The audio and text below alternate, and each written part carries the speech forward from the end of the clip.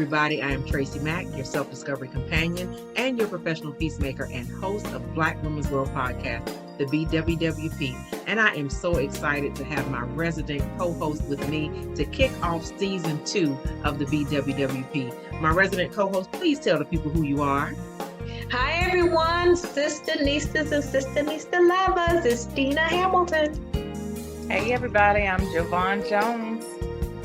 Well, listen, y'all have got to come join us in season 2. We're so excited about it. And one of the first few shows that we will be sharing with you is Ooh Child.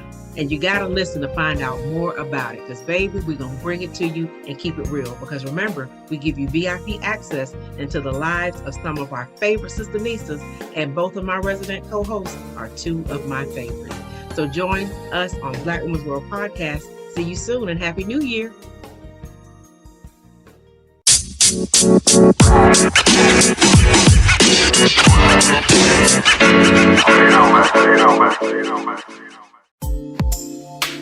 Welcome to Black Women's World Podcast, the BWWP, where we get VIP access into the lives of Black women, or as we like to call us here, our Sister Niestas. We get to hear from some of our favorite Sister Niestas as they share their worlds with us and create connections, exchange realities, ideas, and baby, we get to recognize and celebrate how powerful we really are. Our sisterhood here is real, filled with peace, wisdom, hope, love, light, and laughter. You know, the kind you can feel, the kind of encouragement that confirms we can do anything because we have, and the kind of inspiration that proves we can be even greater. This is our world, where if you ain't a Black woman, you may want to be one, or definitely get to know one. It's a Black women's world, and we welcome our Sister Niesta lovers too. Welcome to our queendom. I'm your self-discovery companion, your professional peacemaker, and I'm your host, TracyMac. Come on in and relax and sit with me for just a little while. Peace.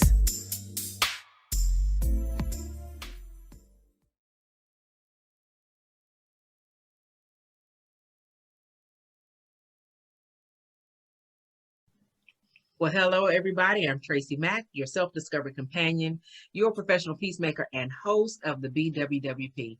And I am so glad to be here in the year 2021. And I am so grateful to have both of my resident co-hosts with me today. You'll be hearing from them throughout the season. Sometimes it'll be all 3 of us. Sometimes it'll be me with one of them or me by myself. But either way, we are giving you VIP access into the lives of some of my favorite Sister Niestas. And as I have said before, these 2 ladies are 2 of my favorite Sister Niestas. One of them by blood. Jovonne is my cousin, and Deanna is my friend and soror, and I am so grateful. Both of you ladies, say hello to the Sister Niestas and Sister Niesta lovers.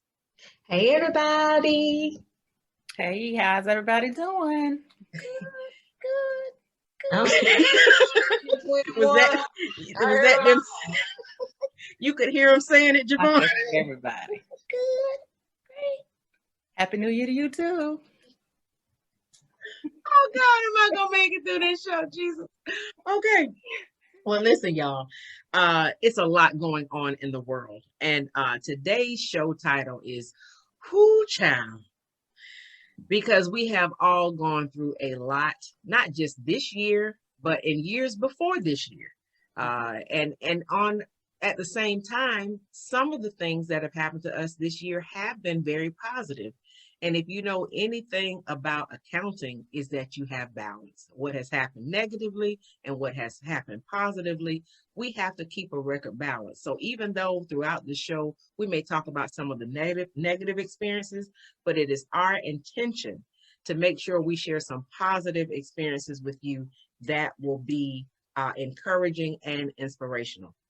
And before we get into the show, I do want to add that thank God for season 1. And as I'm so excited about season 2, I want to make you aware of some free opportunities we have for small businesses. And that is women and minority-owned businesses. We will allow time for you to have some free publicity here and ads and promos. So if you send an email to Black Women's World Podcast, our email box, which is peace@blackwomensworld.com, and send your business information, your logo, your website or Instagram or Facebook page, because I know a lot of businesses now don't necessarily use websites.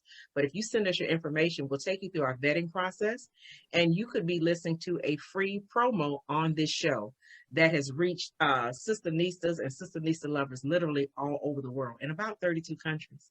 So you can have that type of exposure about your company. And the second thing I'd like to submit to you and offer is that during the Black Women's World podcast, we want to hear from some of your favorite Sistanistas. So if you know of someone who is VIP in attitude and style, and we want to get VIP access into her life as a Sistanista, or just send an email and just send their information and a headshot of them and their website information as well.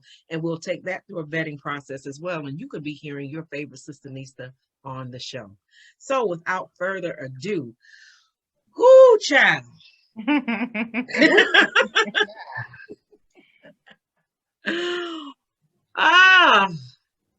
Let's talk about it.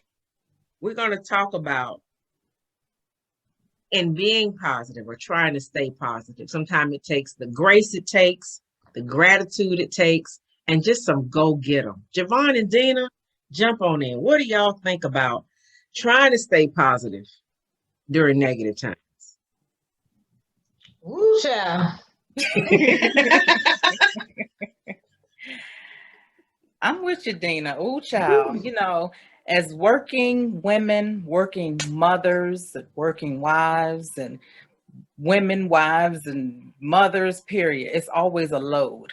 No matter what angle, it's always a load. So trying to remain positive just in a normal, if you want to say normal world, is tough. It's challenging, yes. Mm-hmm. Yes. And now when you have so many other additives, you know, it's like positivity is so hard to find. So you have to really push really hard just to find that peace, find that moment, find that, you know, just to get through the day or days and weeks and months and so forth. So now in 2021, you know, we're faced with something totally different. Absolutely. Deanna? Woo, child. I'm telling you, you talking about some grace under fire? Woo, child. I had never so much togetherness in all my days. That was challenging. How so?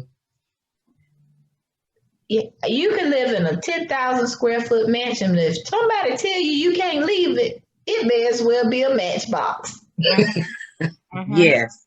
Inside a matchbox with 3 other people. Yeah. I suffer from claustrophobia. Woo, child. So especially those who have extrovert behavior.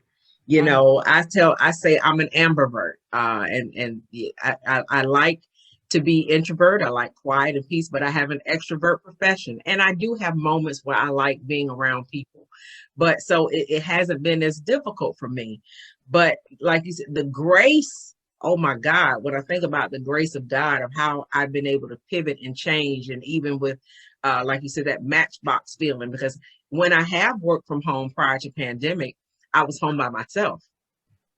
And even when Jada was in college, when she went to college, but then Owen began to work home some days, and it was like, oh Lord. And I know that he felt the same way when you're just not used to having somebody in your space. You love them, you care about them, and even people who are teaching children from home or children who are learning from home. And Deanna, you have that experience. Jovonne, you do too, having school-age children. What's that been like? Woo, child. You're going to wear this title out. You're going to wear the title out before we get... Oh, my God. It couldn't be more appropriate because I love my girls. But I'm telling you, I had never spent so much time with them as I have in the year of 2020 that the Lord had given to us. And I don't know if I had intended on spending that much time with them. And dealing with my own inadequacies. How in the world am I supposed to supervise this resident virtual learning? It tested all of me. All of me. But I really had to grant myself some grace. But more importantly, I had to grant them some grace too. So I have shown them more grace than I think I've ever shown them in their entire lives, because I understand how difficult it has been for me. I can only imagine how difficult it has been for them too. They're not used to being with us all day, just like we're not used to being with them all day either. So it was the break from each other that we all, I think, took for granted, that we would all have breaks from each other. And when you're put in a situation where you don't have those types of breaks, it could be very challenging. Jovonne, what's it been like for you? On my end, it's my schedule's a little bit different. My life is a little bit different. So even though the shutdown has truly affected me, my son, my youngest, is 17 and he's in school, but he's self-sufficient.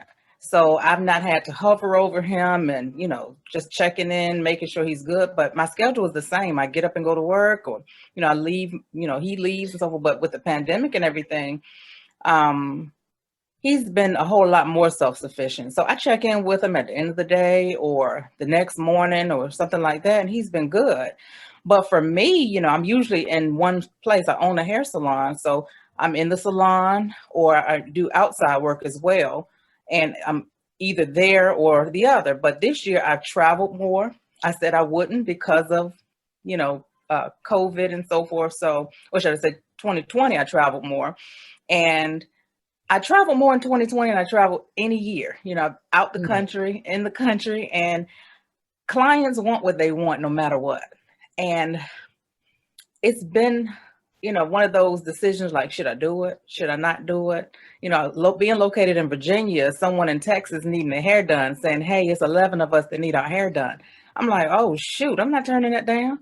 Let me put a whole suit and zip up my whole head and I'm going to get there, So, you do what you got to do. But at the same time, when it keeps coming and coming and coming, I'm like, am I really doing the right thing? Am I putting myself in danger, flying and everything? But I've just been like, okay, Lord, I'm going to trust you. I asked for doors to open during this time, being that I can't work in my salon. Okay, I'm going to go ahead and fly out here to Dallas. I'm going to fly to Houston. I'm going to fly to Florida. I'm going to do whatever I need to do, just to stay up, Yeah. And Jovonne, I like when you just said stay up. And I know that can be a casual term, but define when you say stay up. Tell the Sister Nisas and Sister Nisa lovers from all over the world, because we got people listening from other countries that may not understand some of our American quotes or our American slang. What do you mean by stay up? Okay, staying up overall means keep your head up, chin up, and be positive. When you're not up, you're down. So the way I just stated it before, staying up meant financially staying up, staying above what I want. I don't want to ever be below. I don't want to have to pull from here to cover this or so forth. So staying up is making that money, in that sense, making that money so I won't have to take from anywhere else. So overall, staying up is staying positive. When I say, Tracy, I know you're going through some things, but I need you to stay up, meaning stay above that point of being broken, that point of being, just totally bamboozled, or however you want to put it. Stay up. Don't go back there. So remain positive no matter what. So stay up. My Sister Nisas and Sister Nisa lovers, no matter what you're going through, and I don't want to say that ignorantly, because I know a lot of people are going through a lot of things. Definitely. But one thing that helps me, and I know I use it in coaching and serving people, is compartmentalize the issue. You can't, everything is not going wrong at the same time. And I had to learn to do that physically before I could do it mentally and spiritually, and before I could teach somebody else. And what started with me was I used to have terrible migraines, and to the point where I would have temporary Bell's palsy, and I could not hold the saliva in my mouth. My eye would slouch, and I still have. If you look at me closely, you can still see evidence of it. And I had several mini strokes, and so sometimes I would be in so much pain that in my body, I was like, oh God, my head hurt so bad. It felt like my brain was bleeding. I mean, it was just hurting so bad. But I was like, well, my hands don't hurt. My feet don't hurt. My chin doesn't hurt. So I began to focus on the parts of my body that didn't hurt. Now, did it make the whole headache go away? No, I had Imitrex and some other stuff, that was helping with that. But it did help calm me, and I could focus on other parts. So same thing with our lives. You may have, people who've lost their jobs. You may not get that steady paycheck coming in, Correct. But are your children healthy? Stay up. You may have had a bad relationship, but maybe you still got your job. Stay up. What y'all got to say about that? One of the things that was key for me in staying up in our situation was making sure that there was a routine, that we kept a routine. Even though we weren't leaving, you still had to get up at a decent hour. You still had to shower. You still had to put on clothes. You still had to eat. We did everything pretty much on the same schedule to just keep it as normal for us as possible. Even my workout schedule, it was different, but it was still in there. It's got to be a part of what was our normal prior to the abnormal. Because if you're laying and it doesn't do anything but what Jovonne said, just makes it just go down. You gotta that fine line where you're happy and sad, and on some days is very, very thin. But keeping things in some type of normal schedule for you, for me, for my husband, for my girls, that was imperative in helping me stay up. Because whenever those child moments happen, where you just feel overwhelmed for whatever reason. I know when we talked about grace, whether it be the grace of God, the grace, Deanna talked about extending more grace to her children, having more grace for herself. When you're in a shift and things are happening, you have to depend on and give grace. It's not good enough for us to want grace from God and not extend it to other people, or even have grace with ourselves, because I was very hard on myself during, and I usually am, but during the pandemic, or should I say early on, I realized I wasn't going to be able to go do a whole lot of in-person trainings. And I was like, well, Tracy, what you going to do? You got to figure it out. You got to do this. And even though I was using that to propel myself from going down, I was also being very hard on myself. And I was like, wait a minute, you never did this before. A lot of the plans I had in place, you couldn't plan for a pandemic, Right. So even though I thank God for those plans, because they helped me from going under emotionally, spiritually, financially, I did not go under at all, but it still was an element of grace I had to show myself. Girl, you ain't never done it like this before. Be easy, be easy. And in that, the next thing, as far as those child moments and staying up, is gratitude. I was a girl named Jill Morris. She's a colleague of mine, and we were in a group called Women on the Move together. She had me on her Instagram podcast show. She's the savvy servant for nonprofit businesses, and she had me on her show, and we were talking about different things as it pertains to the pandemic and stuff like that. And I was like, gratitude, and she told her audience, TracyMac would be grateful for an avocado.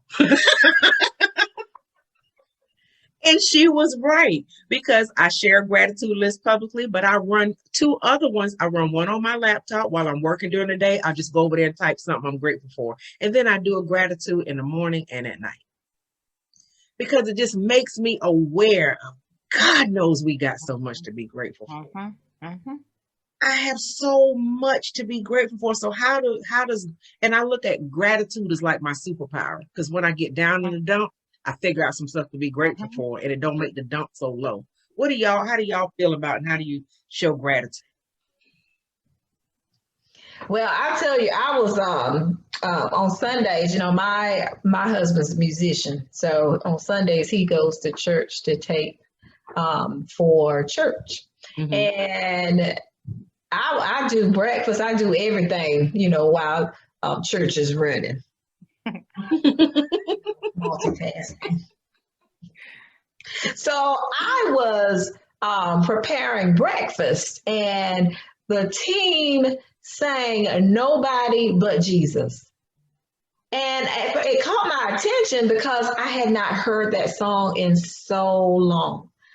And then as they started singing, I was like, you are so right. There's nobody but Jesus that kept us during this time. Nobody but Jesus that kept us just healthy. Nobody but Jesus that kept things moving. Nobody but Jesus that kept these girls in their school as they should be. It was nobody but Jesus that kept our mothers still good and healthy. Nobody but Jesus. I got a 92-year-old grandmother who had to go into the hospital. Nobody but Jesus.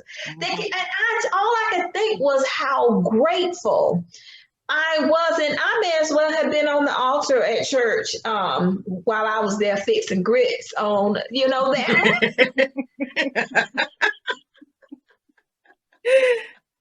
So I don't know who, you know, I know a lot of people believe in a lot of things, but whatever you believe, it has to be higher and more powerful than you are. And that really is a sustaining feeling. So I'm so grateful. There have been so many opportunities. Like Jovonne, that's amazing that all those doors opened in a time when the country was closed. And so many opportunities for you, Tracy, to make pivots in your business that you never thought you would ever have to make. And I am just so incredibly proud that you had the fortitude to see it for what it was and to make the shift, because there were a lot of business owners who are still trying to figure it out. Yeah. Even after a year, still trying to figure it out. But for those who were able to make a quick pivot, they have really seen a lot of success, even in a downward market. And even for those that around the world who may not have, then I appreciate everything. It's, you know, people do have different beliefs, because we've got people from around the world that are listening. Doesn't mean we should deny ours. So I'm grateful that you were bold in proclaiming your belief in Jesus Christ. And that is what your sustaining power is. And I really appreciate that. And when you talk about, you know, you've had some people who weren't able to pivot, it doesn't make them any less. It's just the opportunity for a transition. Jovonne, you said something on a previous show we had, I think it was your introductory show, about when you were pivoting, and you said it was something about opportunity. I said, to hell with circumstances, I create opportunities. Say it again. That's a quote. Say it to the people. Say it to the people in the back. Say it again. Please say it again. With circumstances, I create opportunities. And that's what I was going to add in as far as the way I show that I appreciate the gratitude. You know, I'm like, if all of this happened for me and I was so blessed to walk through these doors, let me make it happen for somebody else. It may not be on the same scale, but I had great opportunities just fall in my lap, one after the next, and still happening, rolling over to a whole new year. You know, I'm like, Lord, what in the world? But I have no other way to show my appreciation, but to hand it to the next person, passing the torch, giving it to the next person. May not be that same thing, but okay, let me make your life easier. Let me help you come up a couple steps, you know. Or they may be on the same step as me. Let me push you up a little bit further, you know. So that's what it's about for me. And that's the only way the cycle can keep going and flowing and going and not stay up. You know, that's how I see it. Yeah, and that's good, because I think a lot of times, of course, there's a wealth accumulation we should be doing, but also there's a flow. You know, money that grows moves. You know, and I know that we have to be careful and we have to be vigilant and for our own self-preservation, but at the same time, ingratitude is always giving something to somebody who doesn't have what you have, and then being able to give to people that can't give back. Because can you imagine, I think I said on a prior show, if I'm being redundant, I'm just being redundant unapologetically, but can you imagine when people say, like, if somebody wins some money, the average person says, oh, I wish I would have done, I wish you would have given it to me. Or I wish they give it to me. So you see somebody get a new car. Oh, I wish they give it to me. My posture has always been, I can't wait to give that to somebody. I can't wait till I can do that for somebody. And because can you imagine what a giver has to have left to give? You know what I'm saying? Yes. Can you imagine if I can give away a whole car? Do you know what I gotta have left? So it's like, I want to get to that place where I can give huge, because I know what God will have already blessed me with to make that possible. And that's why I be grateful for everything. Lord, I thank you for this piece of paper. It's tore up right now, but I sure needed it at the time when I needed something to write on. So it'll be, but it's like giving, it's just an expression to me of your own empowerment and growth. You know, and I don't believe you ought to give yourself broke, so to speak. And there's always moderation in everything, but that's just that gratitude and that giving. Dana, you was itching. What were you gonna say? No, I really, I so appreciate what you just said. And for those who are not able to give in that way, there are so many ways that you can give. I had a conversation with, my girls had started taking cooking classes in the beginning of the pandemic, and the teacher and I were friends. She's a soror in my chapter. I love her, and she's a great cook. We always shared like what we fixed, those types of meals, when the world was open and you could, actually bring something to an event. Type of thing. So we were paired one day to serve, and we prepared the meal, and that's how we really, began to click on the cooking arena. So she had since retired from the school system, and she decided she wanted to share her love of cooking with young people. I said, girl, please, where I sign up, where I sign these. Because your children, although you do everything, you can teach, you can preach to you blue in the face on whatever the subject is, it's always going to come better from somebody else, So I turned them loose with Wanda, and I just saw their confidence grow, and they really enjoyed it. I didn't know how they were going to enjoy it. I was just giving it to them as something to do because there was nothing else to do. So she eventually started it. She did this for free as a service the entire summer. And while she was building her audience, she was building her business. And when she launched as a business, of course, I was going to support her in the business financially, just like I supported in the summer when she was blessing us with all of these free classes. And she had recently said, well, Deanna, you've been such a great support. And, I really feel like I should just do X, Y, and Z. And I was like, huh? You don't have to do anything for me to blow you up, because if they're in a class, there's not a post that they're not in a class that I don't give her website, because I believe that everything that she teaches is not just for the people that are there. Anybody all over the world, speaking of pivoting, you don't have to be in one location in order to be, give opportunity or to seek opportunity. Yes. Anybody all over the world, no matter where you live, you can virtually, just dial into these classes. And it was an extracurricular activity or a club that they could not do at school because, hey, all school is virtual for us. So I said, you don't have to do or anything in that regard. That is me paying it forward because you did such a great service. I want everyone who wants an opportunity to have the same opportunity. So, giving is, and it also struck me too, that obviously it's not done enough. Right. Yeah. For it's not done enough. We don't blow each other up enough. Speaking of the woo child in the positive sense, as we do in the negative sense, because the expectation is that you either go silent, or you just participate and no one else knows. Right.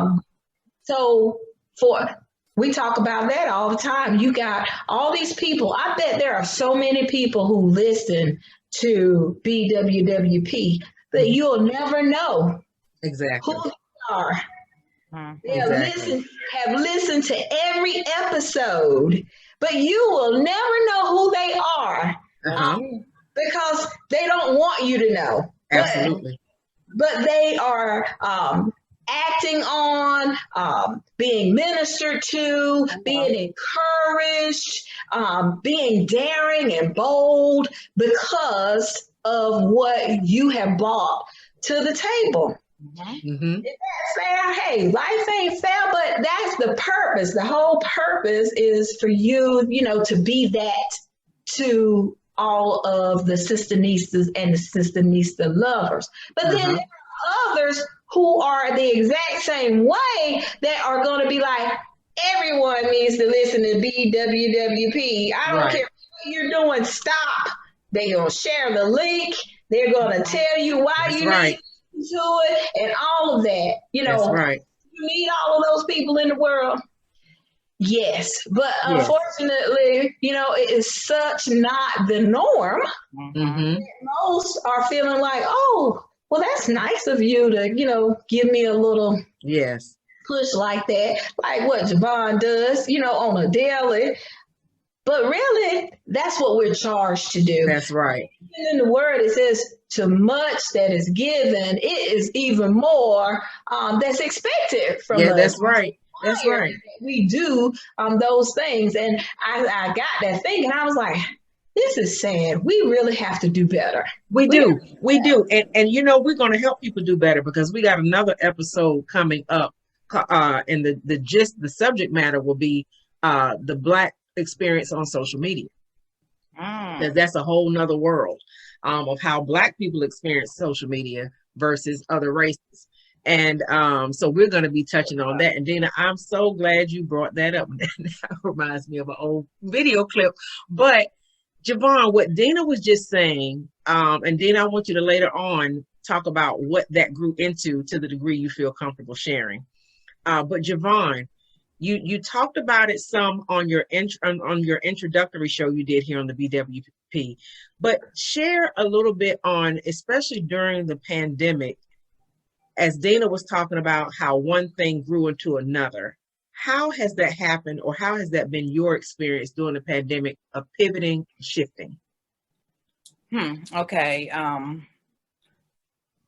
Basically, when the salons closed, we closed March the 18th, I want to say. And,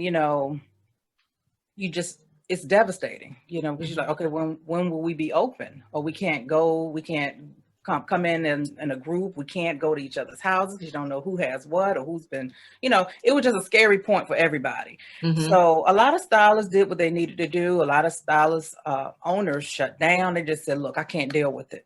A lot of people were in a position to qualify for, large loans and grants and things like that. And a lot of stylists were not able to get anything.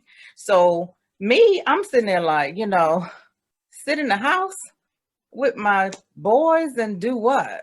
I didn't know how to even think of that being the norm for the next few months. So I'm like, well, we didn't have, it was a lot of places that were just shut down completely. We had Walmart to change, just like everybody else. And there were not a lot of stores and so forth. So because I have a little gift shop in my salon where I sell little baskets and gifts and makeup and cosmetics and things like that, I felt like, let me just go to the salon and create some items. So I created some items, and on the peninsula side, I live in Hampton Roads area, but on the peninsula side, there was a small town. They had a farmer's market. So I took some stuff out there, sold a lot of stuff, and just saw, wow, nothing is open except for Lowe's and Walmart. This community was so excited about having just toys, gifts, makeup items. And mind you, we're in the beginning of spring, so I had it all. I had everything that didn't melt. So I took everything out, and we really did a great, just amazing. Long story short, I'm going out every week, and things got better. Other stores started opening up, so the sales weren't as high as it was in the beginning. So I'm like, well, what do I do next? On the way home, found some free desks on the side of the road, took them home, painted them, or sanded them and painted them, flipped them, not knowing homeschool was going to be an issue, and everybody wanted desks. Sold out of all the desks, customized them, put the kids' names on them, put them on Marketplace. Then I was hearing people talk about headaches, from staring at the computer. I'm like, well, shoot, the optometrist charges $150 for a pair of blue light glasses. Let me see if I get a little Shanghai Connect and get 1,000 pairs. So I ordered a Shanghai Connect. Seriously. And it was, it wasn't just back to back to back, but it kept happening, one thing after the next after the next.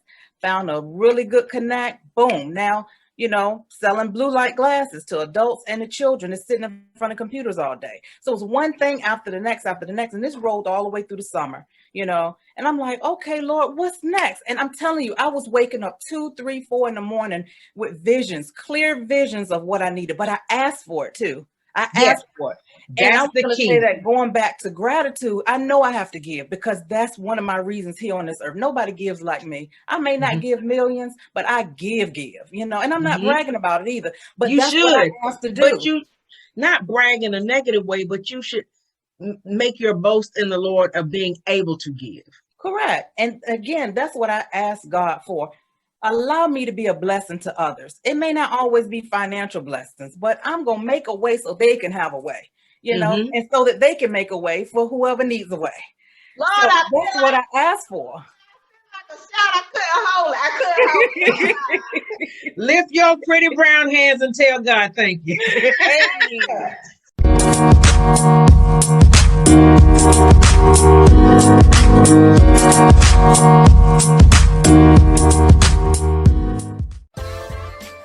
Listen, have you ever heard anybody say, been there, done that, and got the t-shirt? Well, listen, baby, we literally got the t-shirt. For our sister-nistas, listen, if you don't know what sister-nista means, because I don't want you to buy a t-shirt and don't know what it means, go back and listen to the episode on Black Women's World podcast called First of All, where I go into detail to describe what a sister-nista is, because it's a noun, an adjective, and a verb. And I think you'll find I'm talking about you. I'm talking about you, your cousin, your mama, your auntie. Now, you ain't gonna want to fight me, because I think you're gonna love the definition, and it's a mirror image of who you are. So you've been there, you've done that, and I want you to have the t-shirt. And if you'd like a limited edition of our Black Women's World podcast t-shirts, send an email to peace@blackwomensworld.com. peace@blackwomensworld.com. Put your size, whether it's unisex or a ladies cut, and we will make sure you get the information to get your t-shirt. So remember, if you've been there and done that, you might as well wear the t-shirt. I'm TracyMac. Peace. You've been listening to Black Women's World Podcast.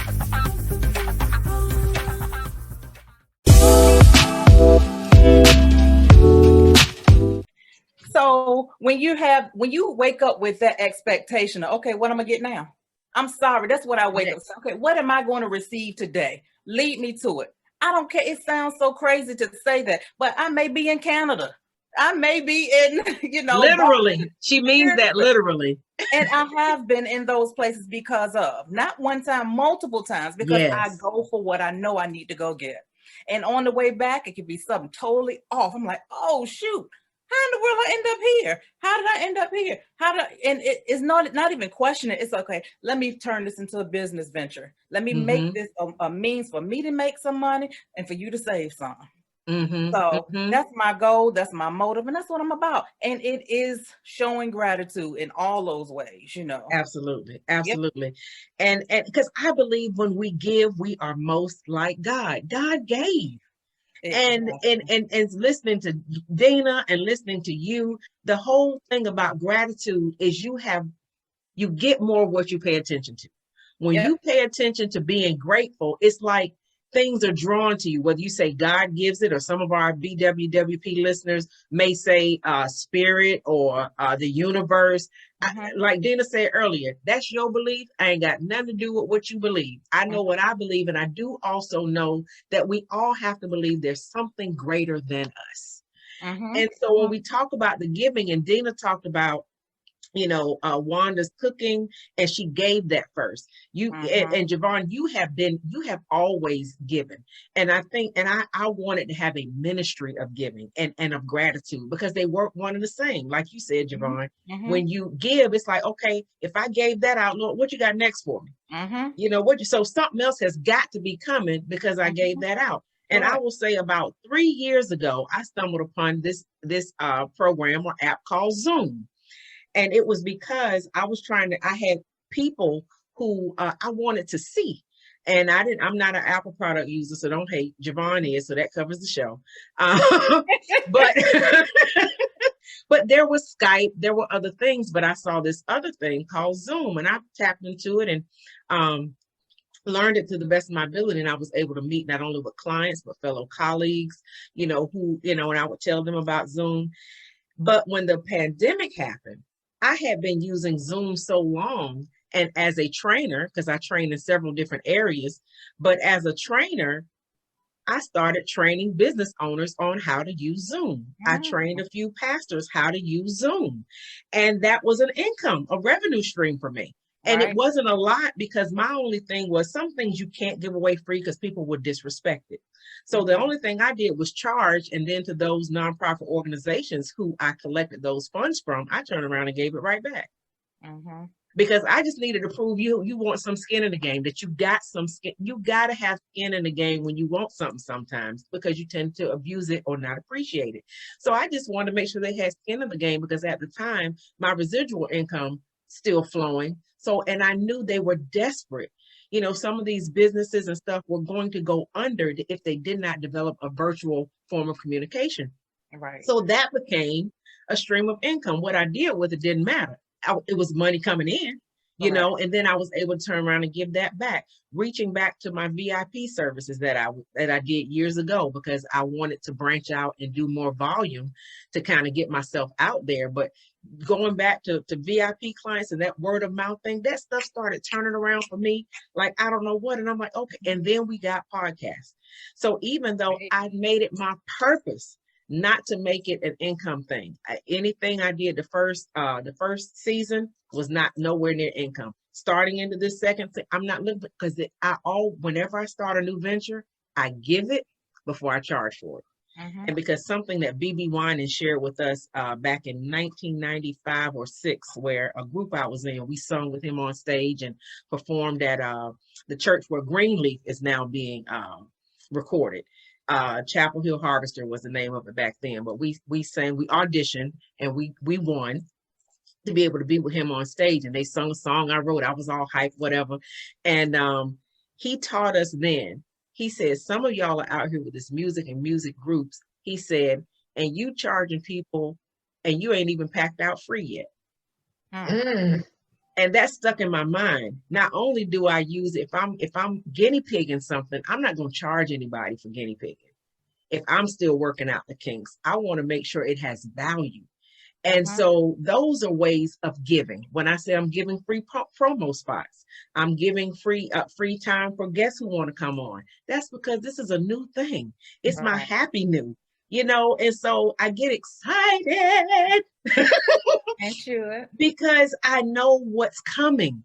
And I think some people are reluctant to give because they feel like something is being taken. I give because I know what's coming. And baby, that's some good looking stuff to me. This is exciting. Oh, I love it. I love it.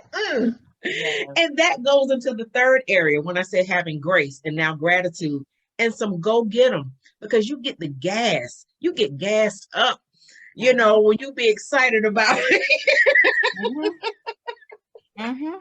Because it's how to stay positive during negative times. Something is going good in your life. Yep. Something. Deanna, Jovonne, stop me from talking and say something. Go ahead, Deanna. Let's go get them. During the time that the girls were cooking, I've been on a weight loss journey, and they were doing they were not caring about me in that regard at all. So I would be trying to, if it's your children, you gotta taste everything. You gotta taste. You gotta tell them how good it is, and even if it ain't, That depends on how old they are, Deanna, because I ain't gonna tell Jada nothing tastes good if it ain't good. Well, that's the thing. That's the thing. It really was good. Okay. It really was good. It really was. And if it wasn't, then I told them, okay, it might have been a little seasoning or, make a tweak here, make a tweak there. And we were good. But most of that stuff, it was delicious.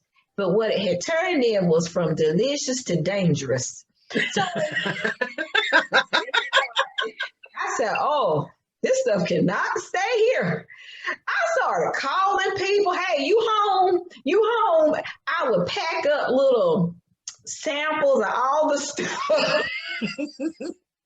She would call me as if I needed it, and I did not. And I would drop it off and like, hey, the girls made so-and-so and so-and-so. I'm going to bring some by because it's too much here. And that went on the entire summer. And it was good, too. Every sample I got was good. I was surprised girls made it. I was surprised. And they were my own kids. So we were just really giving like loaves, cakes, and full-on meals, really, because they do more than bake. They were cooking all kinds of pasta dishes and you name it. Cheeseburger, egg rolls. I didn't even know how to wrap an egg roll. You hear me? I didn't know how to wrap that. That egg rolls. Black people didn't grow up eating egg rolls. Yes, they learn how to do all these things, and they plate decently. And so I would post the stuff, and if I offered it, then people were like, yeah, sure, I'll take it. So I would make my rounds through the county, just dropping off stuff. And in November, it was November 14th, we were going to a client's craft show. I told her that I would come, bring the family, and support her in that way. And we got out of the truck, and she says, your girls have been, I love what you post, their food. It looks so good. And I saw a cake on there yesterday, and I'd like to order one. And we all looked at each other like, we get this stuff away, one. You want one? We can, make one. She says, no, I want to pay for it. And when she said that, I had a lot of respect as a, business owner, from one business owner to the next business. I said, okay, well, when do you want it? And she says, well, when you come? I said, well, we have everything we need. I can have it back up here tomorrow morning. And we went through. You stayed ready, even though you didn't know you had what you needed. And I know Jovonne could preach this, but keep going, Jake. You coming next, Jovonne. Yeah, I had what I needed because Wanda taught them how to keep their pantry. Look, their pantry, not my pantry, but their pantry.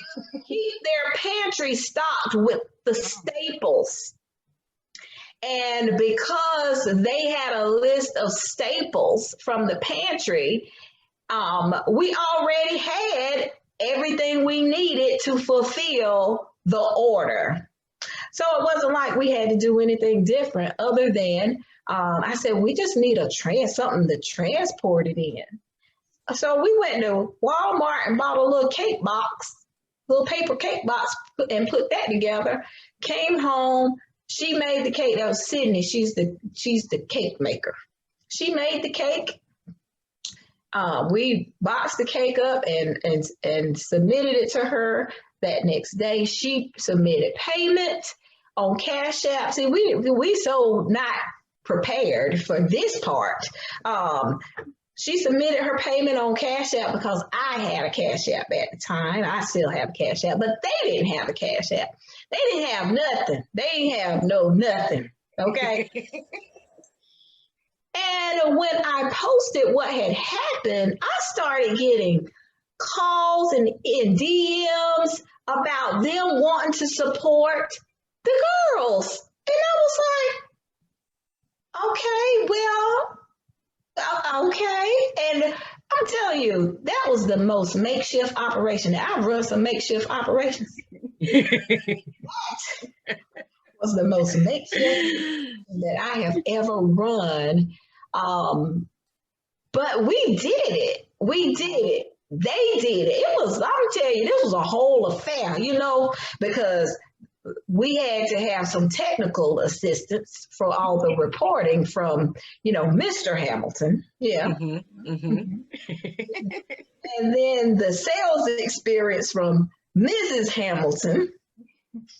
And these children in the kitchen. That's really what I thought they wanted to do. But from that, I have learned so much about my girls. I have learned that one who wants to be a teacher, she really could be a great businesswoman because she wants to know every piece of it.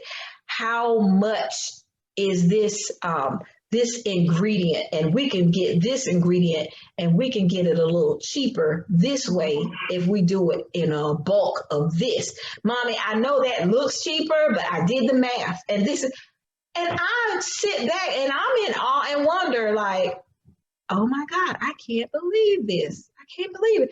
Now I got the other one. All she want to do is, okay, how much is we charging? She don't care what the math. And when is it due? When my part? She just want to do her part. She's the talent. She's the talent. And she just wants to do her part. Her stage is the kitchen, and she just wants to get in there, do her part, do it well, and walk off the stage. Mm-hmm. And at first, I used to get a little perturbed behind that. But then that thing we were talking about, grace in the beginning, mm-hmm. I grant her that grace because, you know what? I was like, if that's not her skill set, I'm going to let her do what she is good at and appreciate that. So Deanna, two things I have to say here because we're doing free promos. I need you to give me, and I'm saying it on the air, so it's probably kind of ghetto rigged, but I don't care. I need Wanda's information because I want to give her free promo. And Deanna, tell the BWWP audience the name of your it's officially a business now. Yeah. It's Sweet and Savory Sisters. And the savory is SAVOREE. Started out regular. But Sweet and Savory Sisters, and you can find them on all forms of social media at Sweet and Savory Sisters and at sweetandsavorysisters.com. Yes, and let me tell you, I'm a witness. I was a taste tester before they became a big thing. But I have had their cake, I've had pie, I've had cheesecake, I've had pretzels, sticks I've had. But that prospering during a pandemic.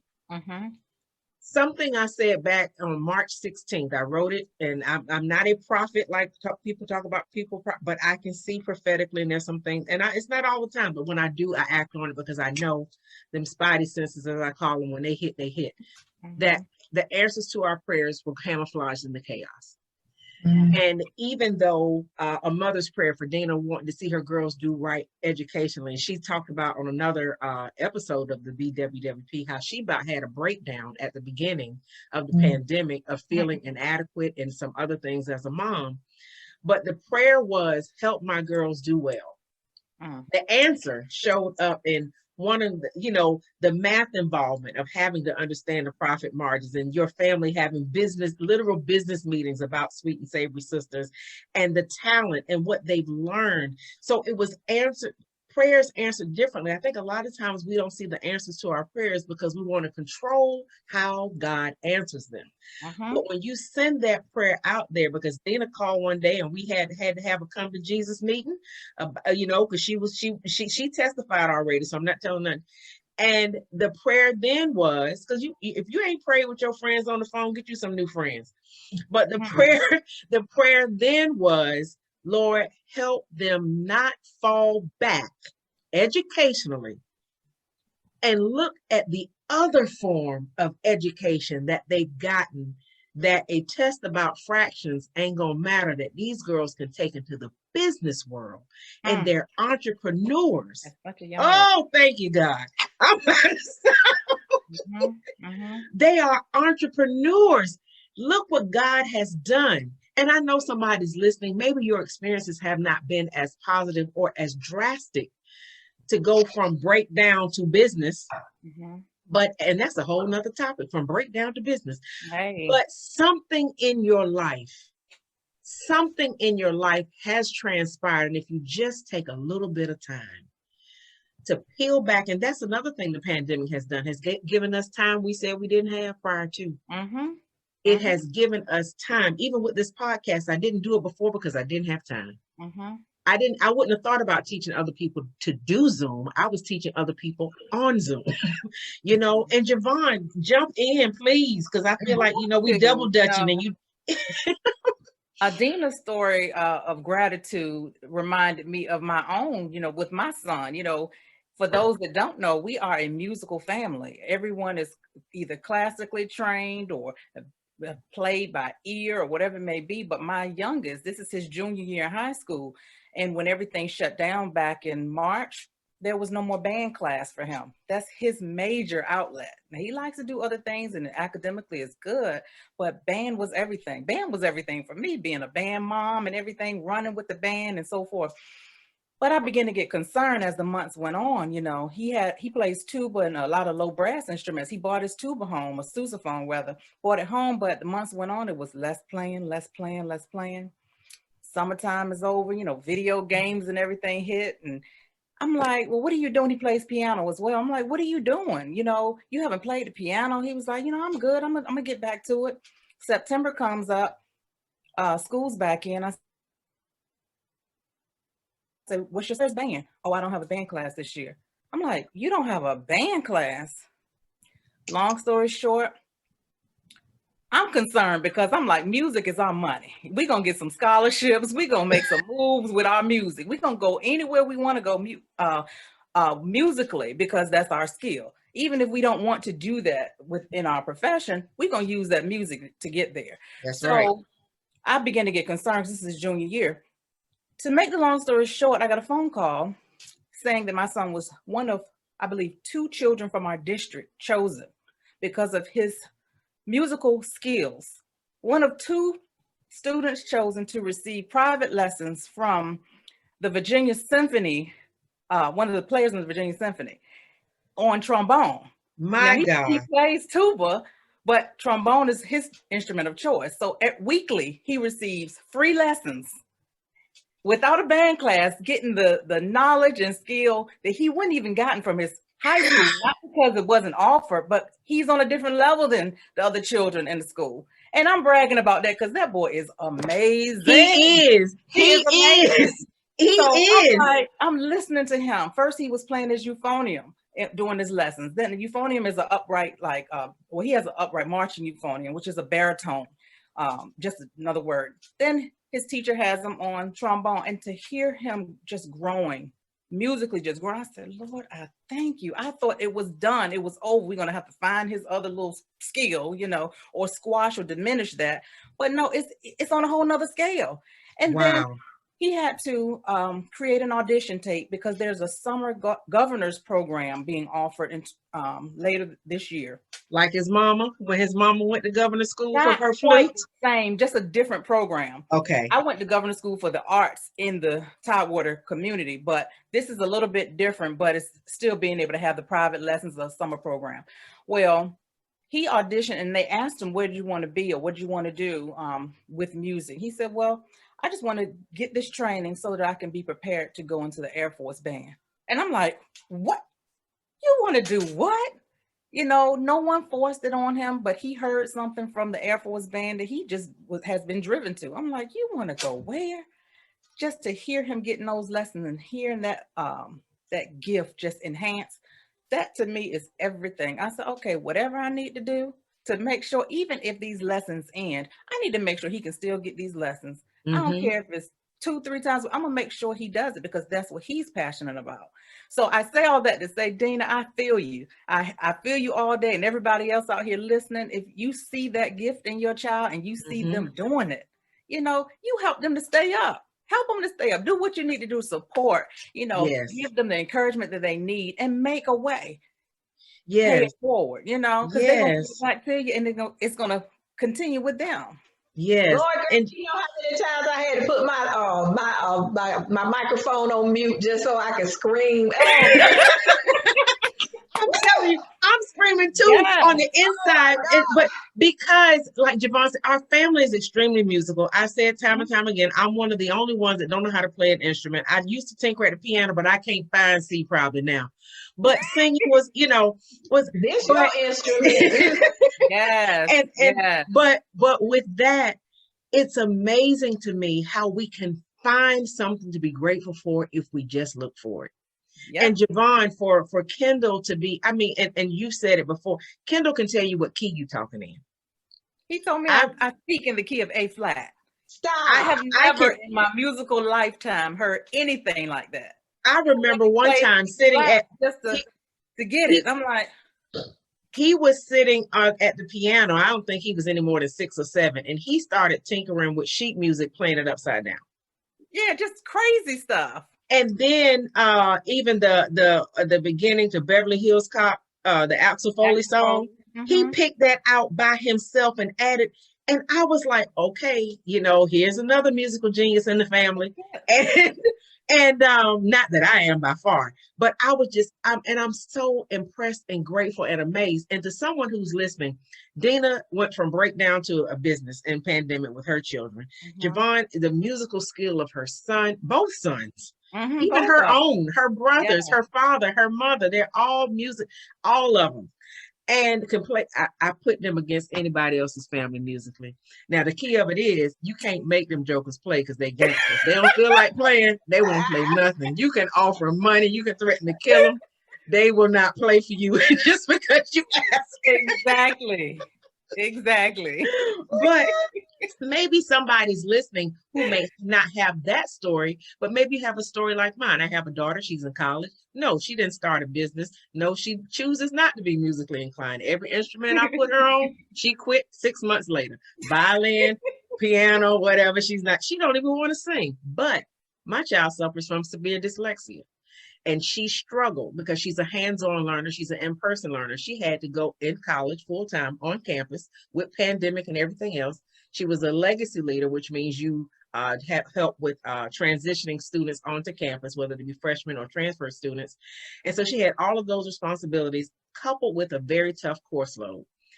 And it was touch and go for her. So for me as a parent, I have to see the gratitude, being grateful for my cousin, Jovonne, and my friend, Deanna, being grateful. And I cry with them about their children, whether it be good, because if it's them, it's me. Jessica, I didn't have Jessica and Sydney, but when they start a business, that's my children with a business. When Cam and Kendall do what, that's my kids. And so when I see them and I see that my child with severe dyslexia, who's not supposed to be in college, who's not supposed to be excelling, who wants to be a sports medicine physician, almost failed. She had a 32 in one class back in August, a 32, because it was so hard. But to see my child come out with a 3.4, hey, that's mine. Hey. So grab whatever your thing is. She got useless last semester, but this semester come out with that. Let me tell you, everything. That's everything, because I know what it takes and what it took for her to do that. That's right. And as a parent who was afraid that she would fail, she ain't. And so whatever, you may not be Deanna, you may not be Jovonne, you may not be me, but you have something that you could say, God, I thank you. If it's God, as Deanna talked about earlier, Jesus. If it's God, if you believe you're Muslim, if you Hinduism, whatever your thing is, I'm not knocking it. Be grateful for that higher spirit of God that is guiding your life. That when you have them, whoo child. Whoo child. When you have those whoo childs, you can also find the positivity within the negativity. Deanna, who was getting ready to say something? Because I know we all like hype now. I am so grateful for the transparency and the relationship. I love Jada too, like she is my own. If it wasn't for you sharing her journey, I would have never known how to even go about with my own. I have a child who she doesn't even hear well. No one would ever know, no one would ever know. I mean, it took us a while to even figure it out, what was going on with her, but she is hearing impaired. And if it was not for some people, even in my family, this may be their first time even hearing that. And it's because I didn't want her to be treated any differently.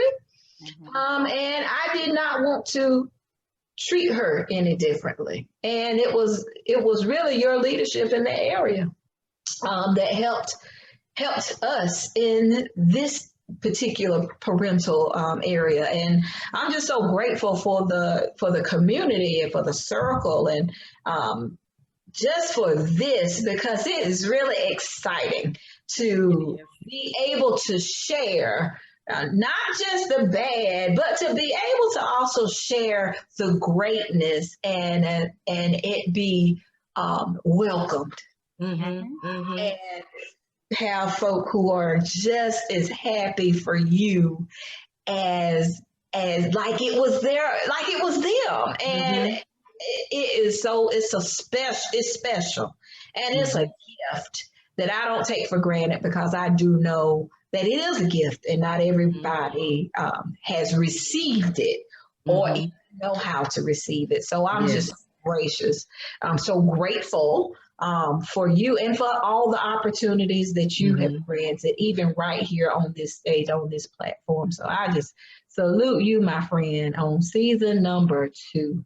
And well, thank you. And and I know none of us tell everything, especially to a worldwide audience, things that we may share privately with one another or things we keep to ourselves. But one reason why in those areas I choose to be transparent and getting back to like things like Jada, because I feel if you keep it, when they do overcome, people can't celebrate for you as good as they knew if they knew what you really went through.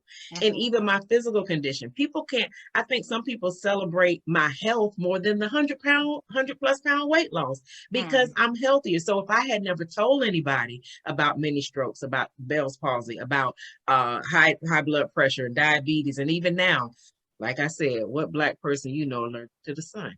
That's a whole nother animal. If I did, and they love the beach. How does that work? But so it's amazing to me how, and Jovonne's a very private person.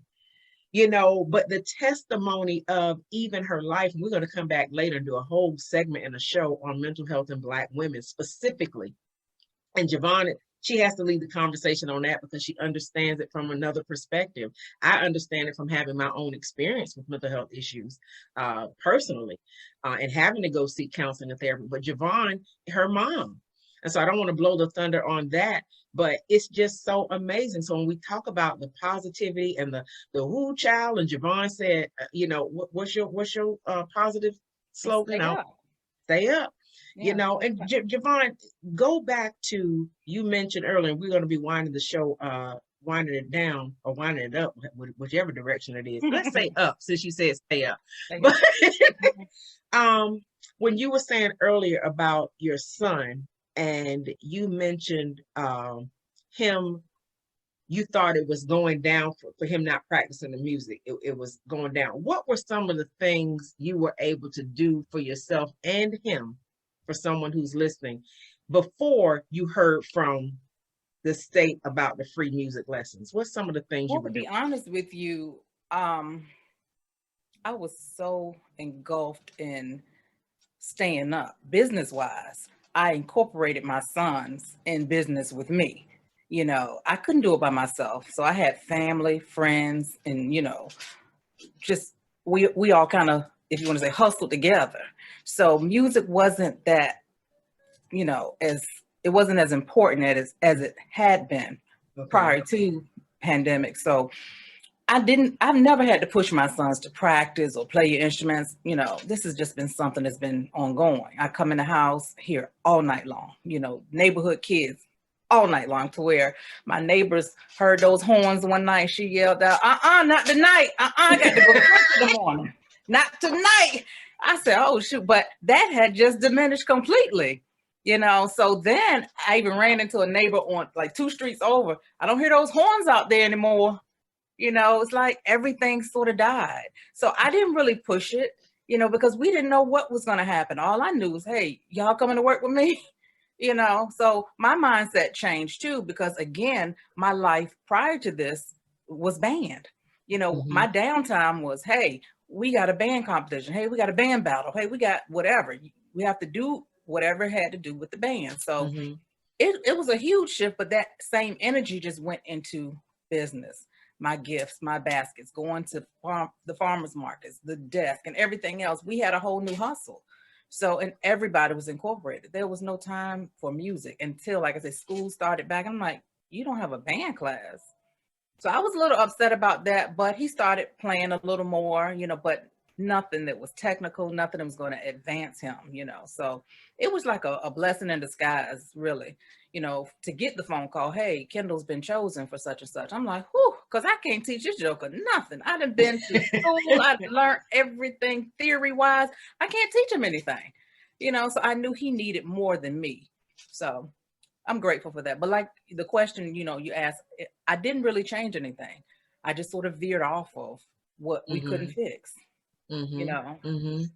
So okay, that kind of thank you for sharing that, because that's also too a way to stay up.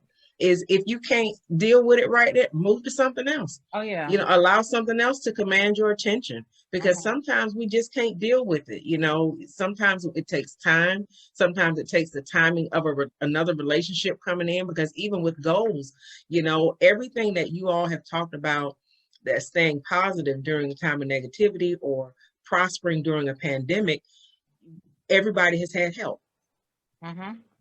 Everybody had help.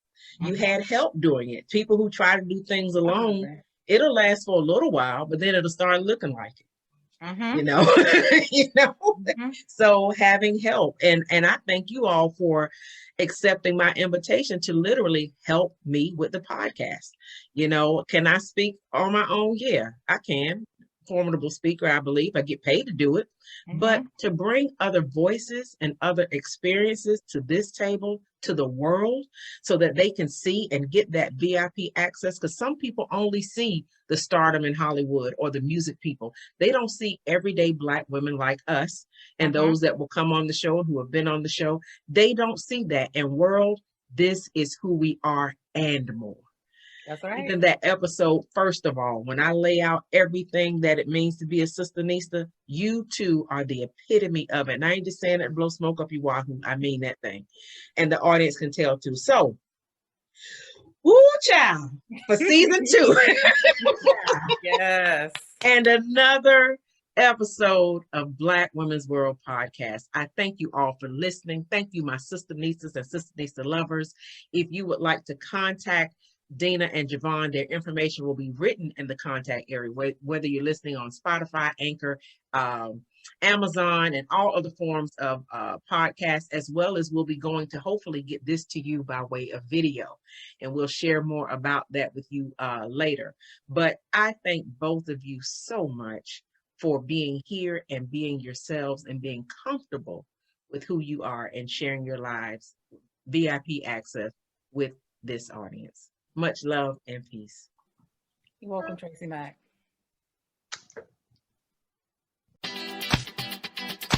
You've been listening to Black Women's World Podcast, the BWWP, brought to you in part by TracyMac Solutions for Life Institute, coaching and training services. No doubt you have enjoyed being in our world, and it doesn't have to stop here. Head on over to blackwomensworld.com. This is my personal invitation to you to stay connected with me on social media and more. I'd love to see you there, and I'm so grateful you came to be with me here. Invite someone else to join you in our queendom next time so they can feel the vibe of our tribe of Sister Nistas and Sister Nista lovers too.